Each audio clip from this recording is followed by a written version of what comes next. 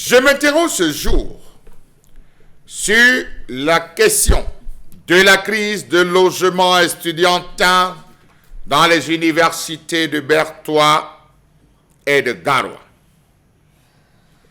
Comment comprendre la cacophonie qui prime dans la gestion du système universitaire dans ce pays?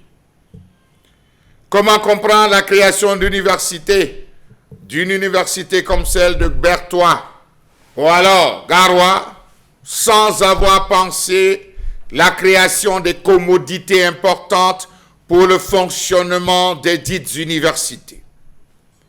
Pourtant, depuis la rentrée académique en octobre 2022, celui de Bertois compte 5 984 apprenants inscrits, dont 3 631 à la faculté des sciences juridiques et politiques, 1573 à l'école normale supérieure, 780 à l'Institut supérieur d'agriculture du bois, de l'eau et de l'environnement, Isabelle de Bélabo, pour 98 enseignants permanents. L'université de Bertois, comme celui de Garoua, est dénuée de tout. Absence de minicité adaptée, d'un restaurant universitaire et même des bâtiments administratifs. On nous a dit en construction. On a montré des maquettes, des plans et tout. Le plus important après la création, c'était l'ouverture. Voici les maquettes et voici les plans. C'est en plein travaux. Pas de logement universitaire. Pire encore, la culture de la construction des cités n'étant pas avancée dans cette région, la plupart des étudiants sont logés à qui mieux en fonction de la situation de chacun. C'est grave. C'est très grave. Certains étudiants parcourent 3-4 kilomètres pour pouvoir accéder au lieu de cours. Des cours qui finissent parfois à des heures indues. Il faudrait remarcher pour avoir le transport et rentrer. Les nouvelles universités ont drainé un nombre important d'étudiants alors que les logements universitaires n'étaient pas d'actualité.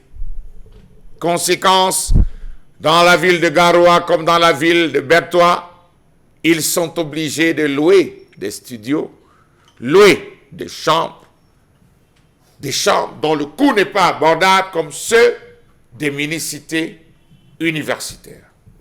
Savez-vous que de milliers d'étudiants inscrits dans ces différentes facultés sont pénalisés et obligés d'habiter dans des quartiers très éloignés? Savez-vous que les étudiants inscrits en faculté de sciences juridiques et politiques, pour ce qui est de Bertois, n'ont pas accès à un logement approprié, donnant ainsi lieu à des dépenses imprévues de la part des parents? Une situation identique dans les autres facultés de cette université. Comment comprendre que les étudiants sont obligés de parcourir environ 2 à 3 kilomètres à pied pour arriver à la faculté des sciences? C'est grave. Ils se plaignent. Le système universitaire, porté, chapeauté par les recteurs, déclare, écoutez, c'est des choses qui viendront, battez-vous comme vous pouvez. Comment vont se battre des jeunes étudiants? Des étudiants qui résident, qui est en Colbon, qui à Tigaza, qui est à Mokolo, qui devront se battre pour aller Indian et aller faire cours. Comment comprendre qu'ils n'ont pas dans le projet de création envisagé d'associer les investisseurs dans les logements estudiantins? Question. Un projet comme celui-là, on aurait choisi 2 à 3 banques pour accompagner le système universitaire avant l'ouverture. Lancer des mini-cités pour permettre à l'université de fonctionner et d'avoir les apprenants tout proches. Les facultés et écoles, nous dit-on, sont sur des sites provisoires. Bagaille et bataille encore au niveau du foncier. J'oubliais, le maire de la ville de Bertois a choisi un nombre d'hectares pour permettre à l'université de bien se déployer, même s'il existe encore des difficultés et des litiges fonciers. Il est une vérité, l'inexistence de logements pour étudiants dans les principales universités, dans les principales villes qui abritent les universités, participe à la précipitation dans laquelle l'université a été créée. Effet d'annonce quand il nous tient. Comment comprendre cette défaillance de la ville de Bertois qui découle de multiples conflits fonciers, tout autant que de la spéculation foncière qui ont procédé à la création de cette institution? N'ayons pas peur de le dire, et un déficit de planification gouvernementale en ce qui concerne les projets en général dans ce pays. Puis, savez-vous seulement que ces différents établissements sont obligés, à un moment donné, de procéder à la mise à disposition des fascicules pour ces différents enfants? Quand on sait qu'à l'université de Yaoundé, à une certaine époque, à l'université de Soir, il fallait sortir à 3 heures du matin pour rallier une seule salle, parce que le nombre d'étudiants était abondant. Aujourd'hui, c'est grave. On s'est tourné vers le ministère de l'enseignement supérieur.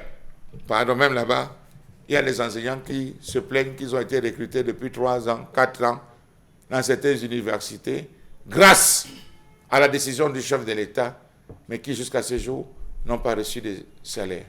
Pire encore, la prime à la recherche qui a été tout récemment encore allouée, ce n'est pas encore arrivé. Est-ce que c'est des étudiants qu'on va s'occuper?